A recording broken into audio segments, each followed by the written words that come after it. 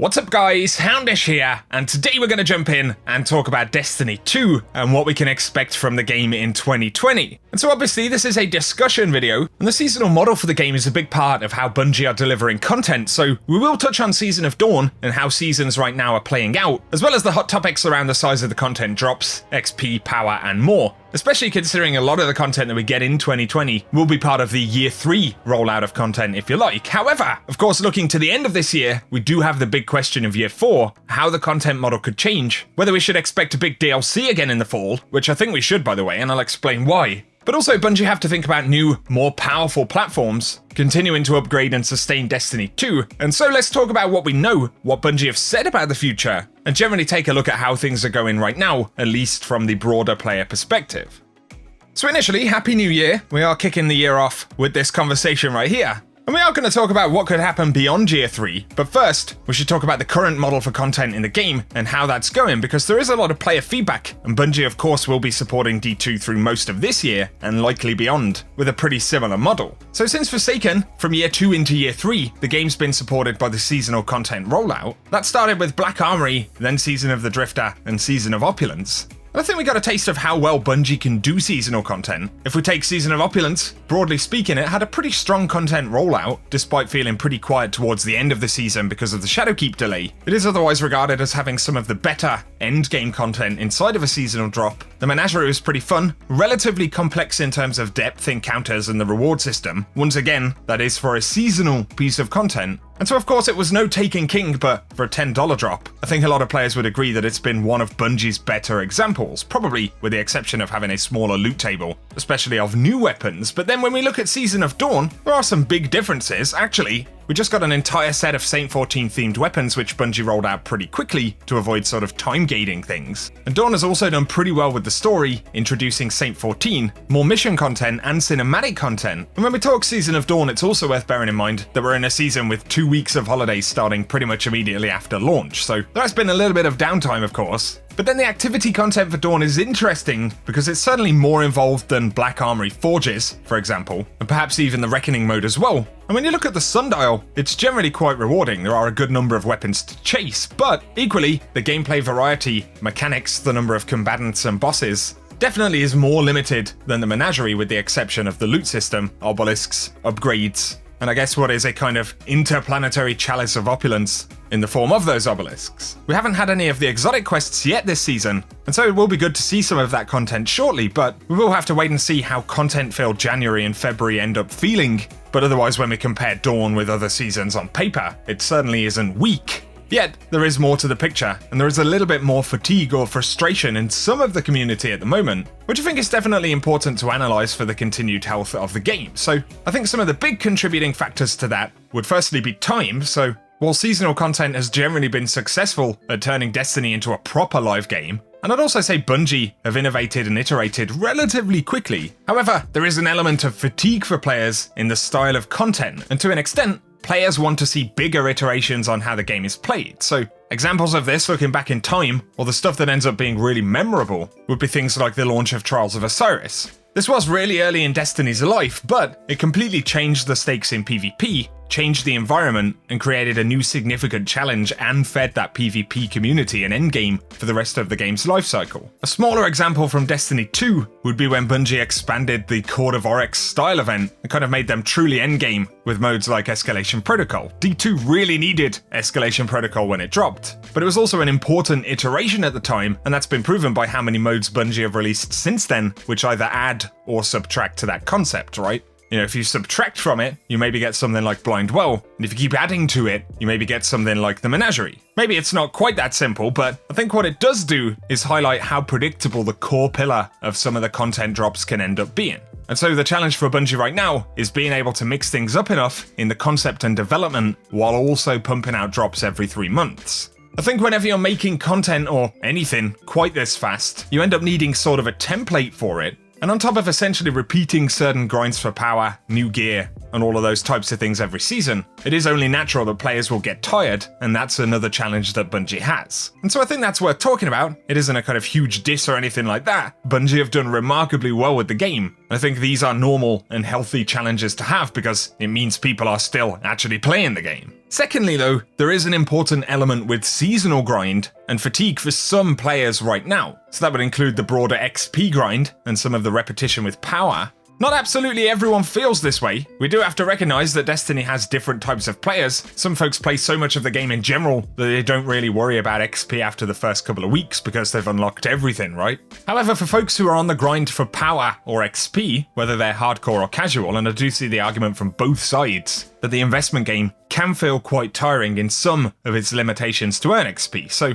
initially, a good few folks would love to see more XP granted by completing activities, or for there to be less focus on earning XP, and so maybe we'd earn power bonuses or even artifact upgrades in some other way. But others would just love to see less bounties focused on final blows, faster bounties that give more XP, and players have even mentioned a bounty board type feature where you'd be able to collect bounties from a tab in the menu instead of going back to the tower. There's a whole ton of conversation right now, and there'll be a million different suggestions as to why and how to fix it, but essentially, it does highlight that element of fatigue that players are obviously seeing. So I would love to hear what you think of the game at the moment, but generally, it's apparent that players do want to see some of these endgame seasonal systems tweaked throughout the year, as well as seeing a healthy amount of quality and varied content. And so we kind of had to highlight those broad elements before we can talk expectations, because for the remainder of this season and for the next 2 seasons throughout the year, we will almost definitely see a similar structure, but hopefully with some of those emerging player concerns being tackled. Things like the XP grind, some of the repetition, mixing up the seasonal activities, hopefully all of those are going to be priorities.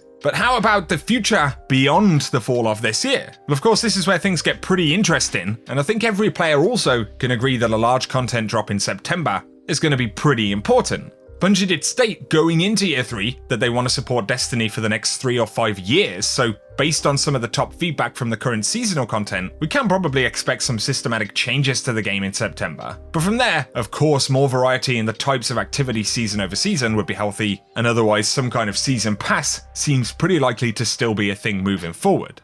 And so to talk more about the future, currently Bungie are rolling out content every season and then taking it away to be replaced by something else, which significantly reduces how bloated the game actually gets. Let's remember, Bungie did indicate that another significant drop could come after Year 3, because Luke Smith specifically referred to Bungie eventually having to make decisions about streamlining the game's existing persistent content, and of course he referred specifically to Gambit and Gambit Prime, saying eventually, as an example, that they may have to take one version away to make space for new content. And so if Bungie are to give us a big fall content drop this year, then it's very likely that they'll do a pass of refining old content, where perhaps certain modes and other content will be removed. And despite the fact that Bungie haven't announced a full DLC yet, this is a technical challenge that they have clearly been considering for some time already, which is why I would guess that we'll probably be in the all clear for some kind of bigger content drop. And once again, fall expansions tend to bring the more significant changes, as well as a lot of content, but then of course beyond that, it seems players would definitely appreciate Bungie mixing up the seasonal content that follows. Another significant decision for Bungie to make is how to handle the launch of new console generations. So later on this year, we are expecting the new PlayStation and Xbox. And with an increased focus on console performance and performance in gaming in general, it will definitely be interesting to see how Destiny could perform on those platforms. You know, if those platforms ultimately mean more 60 FPS plus games on console, then that'll only increase the pressure for Destiny to also run at 60 FPS on console. And then obviously on PC, everything is pretty future-proof, the limitations are very, very different, but it'll really be interesting a year or so down the road if Destiny, with a big console player base, is still going to be a key player, then we could be looking at some kind of potential title update to Destiny, which actually includes those new platforms and the performance improvements that come with them. That is, unless Bungie do plan to release a Destiny 3 in the next couple of years, in which case the new gen consoles and PC could unlock massive potential for an extensive live game, with less of the technical restrictions, and if that was the case, Bungie would probably have to ramp D2 down, but they certainly aren't talking about D3 just yet, right? Once again, they did loosely refer to 3 to 5 years of Destiny, and so while at the moment we're going through a pretty similar content model and roadmap to what we saw last year, 2020 is of course going to be a pretty significant year for the future of the game, depending on the decisions that Bungie are making and how they want to approach it beyond September